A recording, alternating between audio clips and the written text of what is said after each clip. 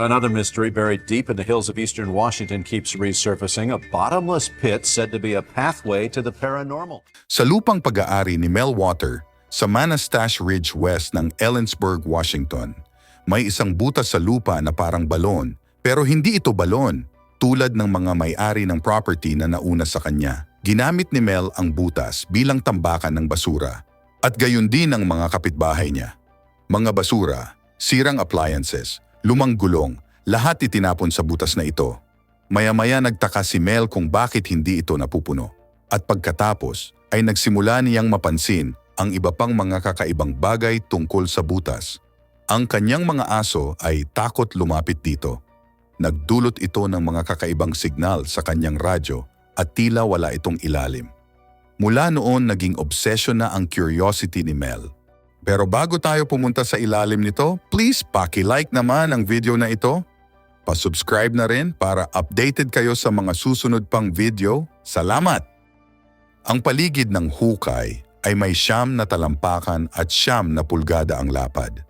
Mayroong mga batong itinayo sa paligid nito na hindi bababa ng humigit kumulang 15 talampakan. Pababa nun ay kadiliman na ang makikita. Well, hindi lang si Mel Waters at kanyang asawa ang nagtatapon ng basura sa butas, kundi pati na rin ang kanyang mga kapitbahay. At ito ay nangyayari sa mahabang panahon. Sa loob ng maraming taon bago pa man lumipat si Mel, sinabi ng mga kapitbahay ni Mel na hindi nila matandaan ang panahon na wala ang butas doon. Bakit kaya hindi marinig ang mga bagay na tumatama sa ilalim?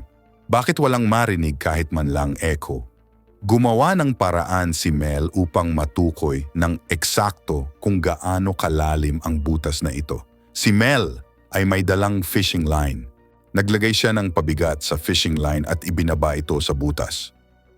Umabot ito ng 4,500 talampakan na buong haba ng tali. Ngunit hindi ito tumama sa ibaba. Hinila niya ang fishing line, ikinabit ang isang rolyo ng lifesaver at ibinaba itong muli.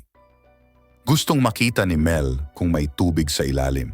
At kung mayroon man, ang lifesaver ay matutunaw. Ngunit ito ay tuyong-tuyo. Siya ay may mga tali na ikinabit pa rito.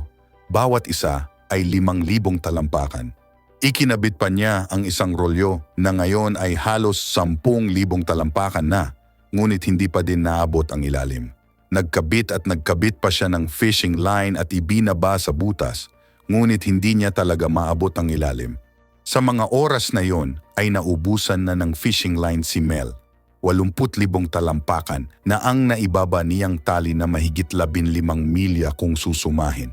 At hindi pa din naabot ang ilalim. Habang nag-eeksperimento, napansin ni Mel na hindi lumalapit sa butas ang kanyang mga aso. Kahit pilitin, ayaw pa din talaga lumapit ng aso. Walang kahit anumang uri ng hayop ang lumalapit sa butas. Walang insekto, kahit mga ibon ay walang makikita sa paligid nito.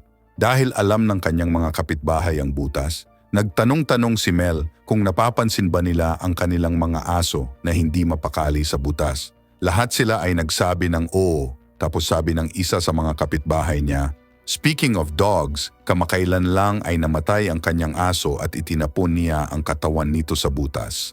Makalipas ang ilang araw bumalik ang asong iyon. Ilang araw matapos, itapon ang katawan ng kanyang aso sa butas. Nakita niya itong tumatakbo sa isang kakahuyan malapit sa kanyang property. Alam niyang aso niya ito dahil sa color nito. Pero sa di malamang dahilan, hindi lumapit yung aso nung tinawag niya ito. Umasta ito na parang hindi niya kilala ang kanyang amo. May mga teorya sila na ito ay bersyon ng kanyang alagang aso mula sa ibang dimension. Habang nakatambak ang mga kakaibang kwento at patuloy na sinusukat ang ilalim gamit ang fishing line, kinailangan ni Mel na humingi ng tulong upang malaman kung ano mismo ang butas na ito. At noong 1997, mayroong isang lugar na pwedeng pag-usapan ang kakaiba at mahiwagang butas na ito ng seryoso. Ang Coast to Coast AM station ni Art Bell. Ang Coast to Coast ay nasa daan-daang istasyon sa buong mundo at mayroong 10 milyong tagapakinig. Kung may makakatulong kay Mel, ito ay si Art Bell at ang audience niya. Nagpadala si Mel ng mensahe kay Art noong ika-21 ng Pebrero 1997. Tinawagan siya ni Art at nakilala sa mundo si Mel. Sa paglipas ng ilang mga palabas, si Mel Waters ay nagbunyag ng higit at higit pang mga detalye tungkol sa mahiwagang butas. Ang magandang balita ay nakakakuha si Mel ng napakagandang payo mula sa mga tao sa buong mundo tulad ng paggamit ng laser para sukatin ito o kaya ay ang paggamit ng radar para suriin ang distansya. Ang masamang balita ay ngayong milyon-milyong tao na ang nakakaalam tungkol sa butas na ito at mula sa mga clues na ibinigay ni Mel sa radyo, nakakuha sila ng magandang ideya kung nasaan ito.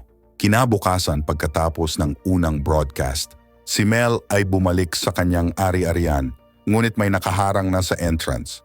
At noon ay alam na ng mga militar ng US ang butas at gusto nila ito para sa kanilang sarili.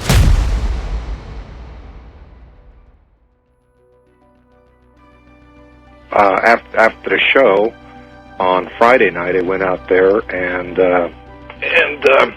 noticed there were some helicopter activity around the property.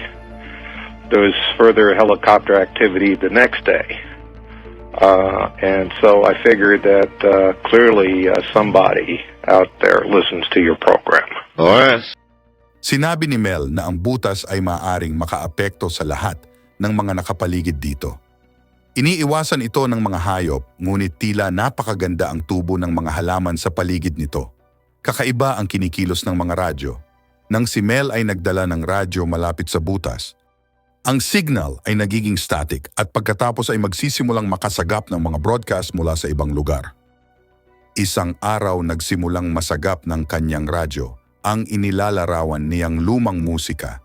Kaya pumunta siya upang baguhin ang channel at napakinggan niya ang isang laro ng baseball.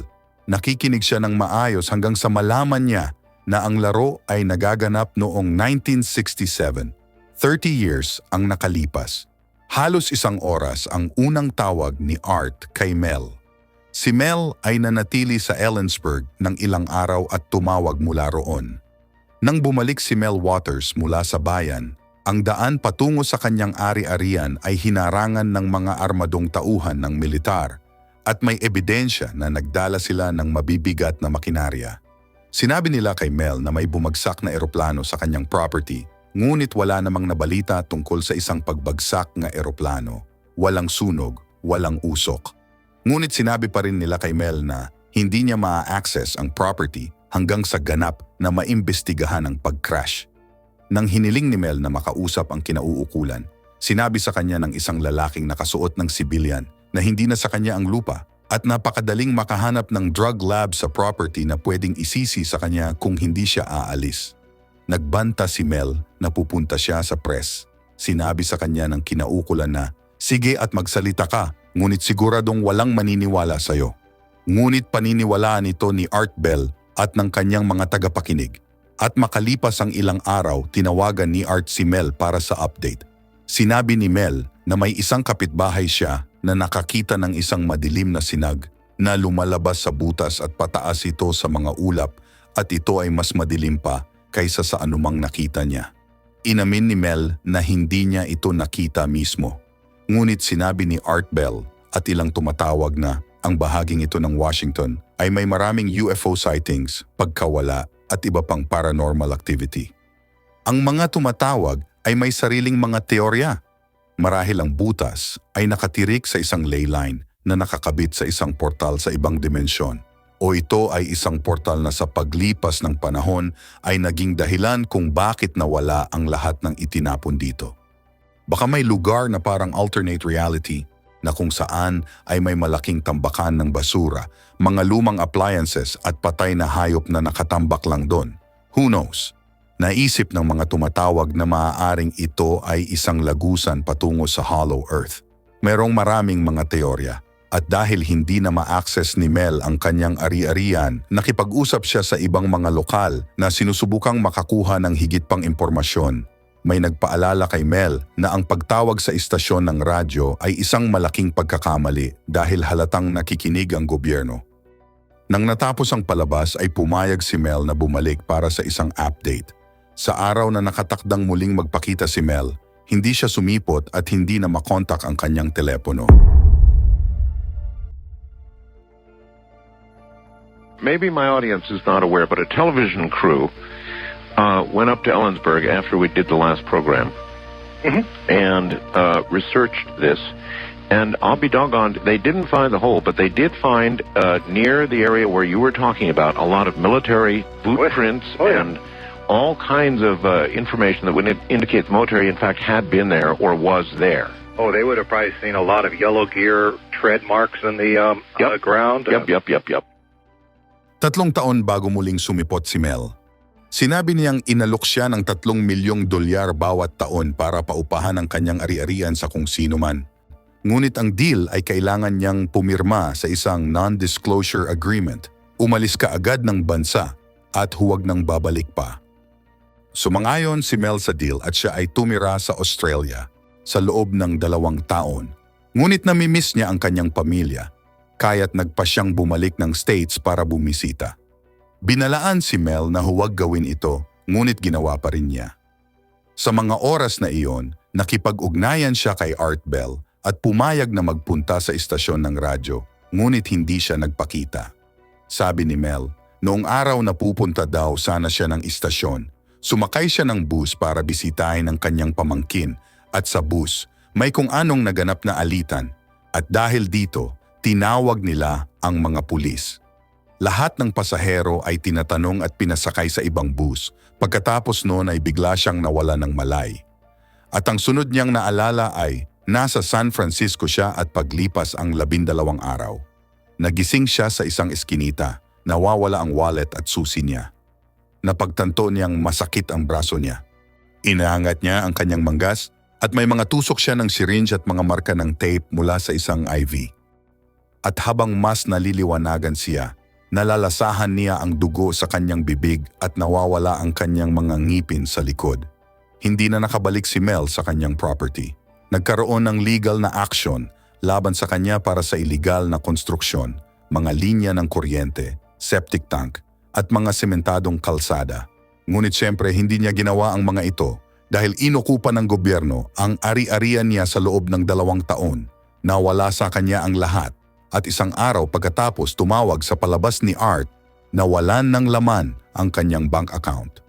Maraming tao ang tumatawag na nagsasabi na ang lahat ng ito ay panloloko lang. Pero si Art Bell ang master. Panloloko man o hindi, ito ay isang magandang kwento. Kaya hinayaan niya si Mel na magpatuloy, pero sabi nga ni Art, may TV crew sa lugar na naghahanap ng hukay.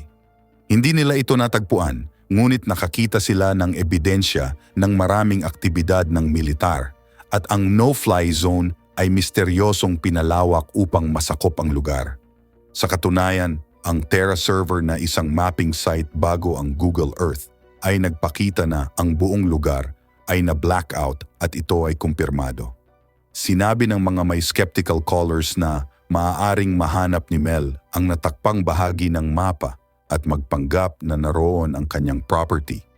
Ang problema ay inilunsad ang server na Terra 6 na buwan pagkatapos gumawa ng unang tawag sa telepono si Mel. Ito ay hindi niya maaaring malaman kaagad at may isang tribo ng katutubong Amerikano ang nakipag-ugnayan kay Mel at tinanong siya kung gusto niyang pumunta sa Nevada at magsaliksik ng isa pang napakalalim na butas. They took you to it. They took me there. I did not go all the way up to the hole, but there was conversations between the Native Americans and the Basque and blah blah blah, and they basically agreed that everything was as it should be. That I wasn't from CNN or the FBI or CIA or whatever. Right. And so I went there and I got to see the hole.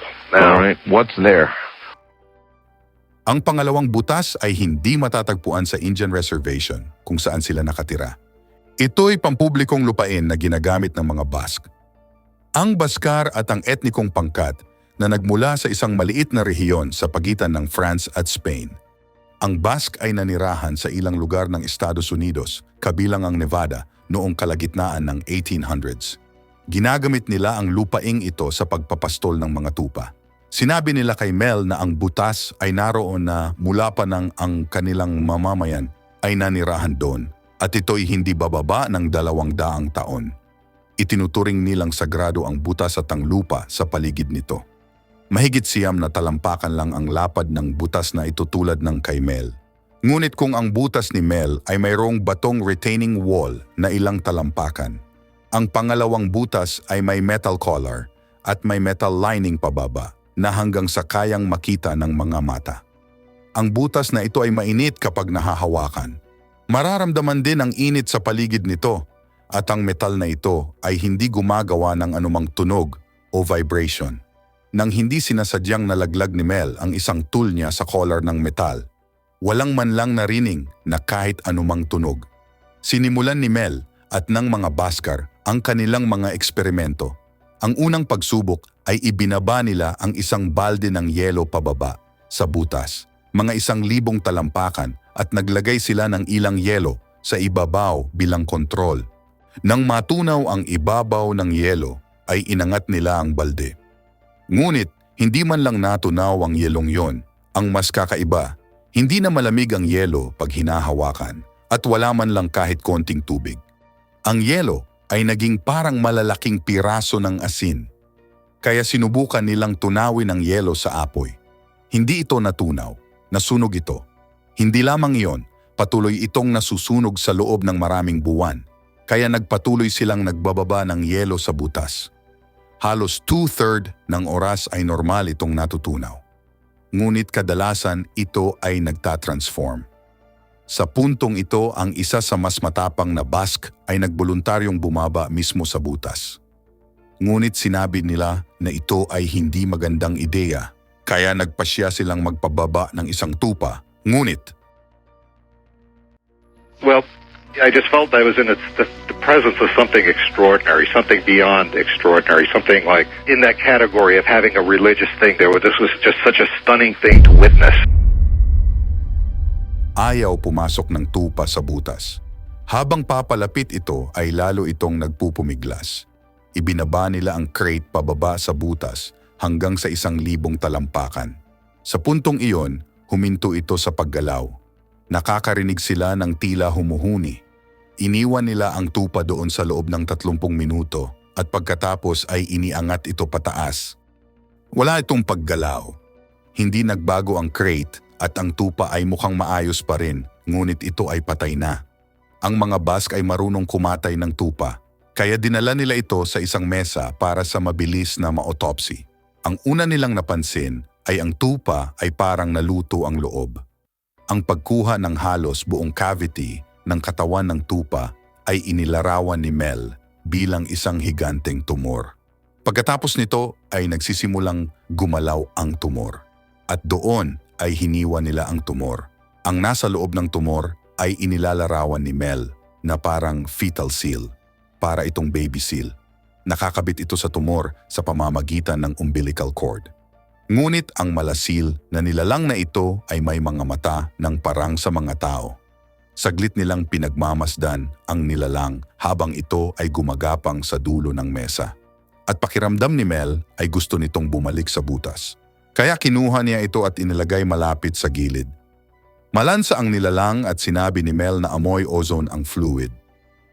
Kaya pinag-aralan ng mga lalaki ang nilalang at tila pinag-aaralan ito ng mga lalaki ng halos 2 oras. Tumingin pa ang nilalang na ito sa kanila bago tumalon sa butas. Ngayon, bago pumunta si Mel sa Nevada, na-diagnose siya na may advanced na esophageal cancer. 6 na buwan na lang siyang mabubuhay, ngunit pagkatapos ng karanasang ito, nawala ang cancer ni Mel.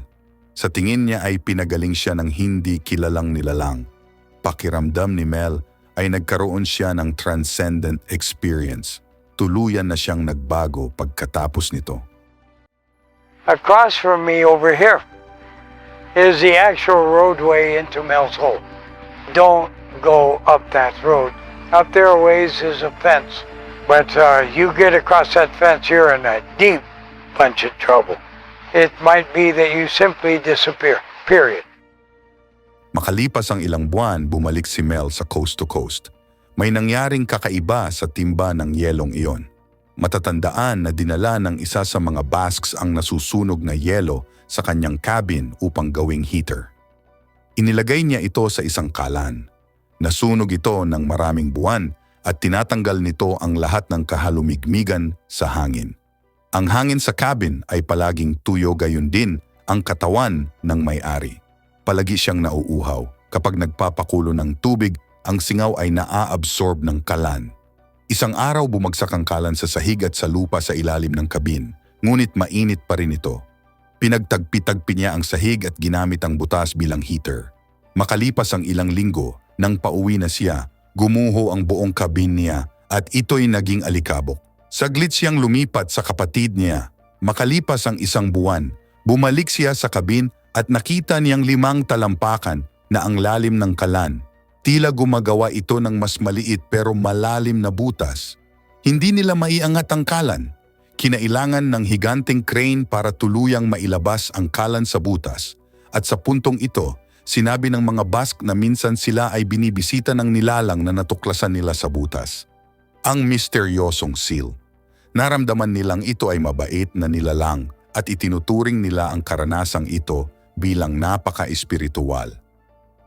Ngayon ay may mga ibon ng matitingkad ang kulay na umiikot sa butas. Mga ibon na tila hindi natatakot sa mga nanghahunting. Naniniwala pa rin ang mga Basque na ang misteryosong seal ay nakikipag-ugnayan sa kanila sa radyo gamit ang isang sistema ng mga beep at click bilang wika na naiintindihan nila. Binabalaan ng nilalang ang mga Basque na ang yelo ay mapanganib at hindi maaaring mahulog sa maling mga kamay na pwedeng magresulta sa pagkawasak ng planeta. Nagtanong si Art kung may recording ba ang wikang ito. Meron. Naitala ng mga Basque ang lahat sa mga sumunod na oras. Ilan pang mga teorya ang isinasaalang-alang at sa wakas ay nahimok ni Art si Mel na bumalik sa palabas. Ngunit sa pagkakataong ito ay dadalhin niya ang video recordings, mga larawan at lahat ng bagay na makukuha niya. Pumayag si Mel na bumalik sa Nevada para ipunin ang lahat ng ebidensya. Binaba niya ang tawag at natapos na ang palabas. Mula noon ay wala nang narinig mula kay Mel. Hindi siya sumasagot sa mga tawag ni Art at kalaunan ay naputol ang linya. Kaya pagkatapos ng 5 taon ang kwento ng butas ay sa wakas nagtapos na.